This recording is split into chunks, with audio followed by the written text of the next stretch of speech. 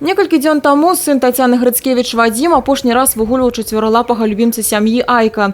Там, дзе амаль заўсёды знаходзіцца ежа для бяздомных жывёл, сабака і схапіў свой ракавы кавалак каўбасы ў той вечар. Я успел сфотографировать, когда она еще была разбросана. В данный момент их нету. Вот такие же кусками вот его Кусочки мелкие. и Ну, не такого, мелкие, вот они такие, такие как там, да, где-то такого плана, так его и вырвало. Спалоханыя гаспадары Айчыка шукалі дапамогі па тэлефоне ў мінскіх ветэрынараў. Знаёмых з такой прафесіі не было, ветклінікі ў Брэсце кругласутачна не працуюць. Аднак дапамагчы сабаку ўсё роўна так і не ўдалося. Вырвала именно колбасу, ливерное было. Я стала убирать, но как-то вот, говорю, не придала такого значения, что могла быть вот такая ситуация. И в долю секунды я подхожу к собаке, присела к нему и за животик взяла, и в эту секунду он так взвизгнул, его скручивает, он весь в таком... Ложится боком и начинает в конвульсиях бежать куда-то.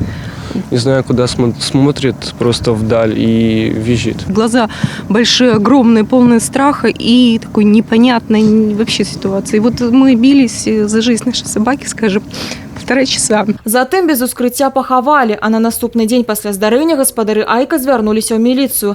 Там заяву прынялі, аднак без працэдуры ускрыцця жывёлы даказаць факт атручвання складана. Нужно было вскрытие собаки сделать, но мы как-то не подумали. У меня предположение, что отлов собак. Но, как бы поспрашивал у знакомых, не было отлова собак вообще, ни машин, ничего. У абласной камунальнай службе таксама заверылі, прадстаўнікі іх ведомства жывёл не атручваюць, пры адлове дзейнічаюць толькі па инструкции. Животных никто не травит. То есть гуманные способы отлова, сачки, какие-то обездвиживающие препараты, которые, в принципе, зарегистрированы и используются в рамках действующего законодательства Республики Беларусь. Дарэчы, астатнія кавалкі каўбасы, магчыма, з'елі бяздомныя каты ці сабакі. Сярод хатніх больш пра атручванне не было заяўлена. Выпадкаў, калі нехта намагаецца такім чынам адправіць жывёл на той свет, у Брэсце нямала. Успышкі бываюць перыядычна. Животных травят достаточно часто. И очень сильно грешат на... Везде повсеместно есть догхантеры, и люди боятся, что догхантеры добрались и до Бреста. И что домашние питомцы, вот, может быть, они хотят уничтожить бездомных животных, но страдают по факту животные и домашние в том числе. Галоўныя пытанні застаюцца адкрытымі, хто і навошта ўчыняе падобныя зверствы.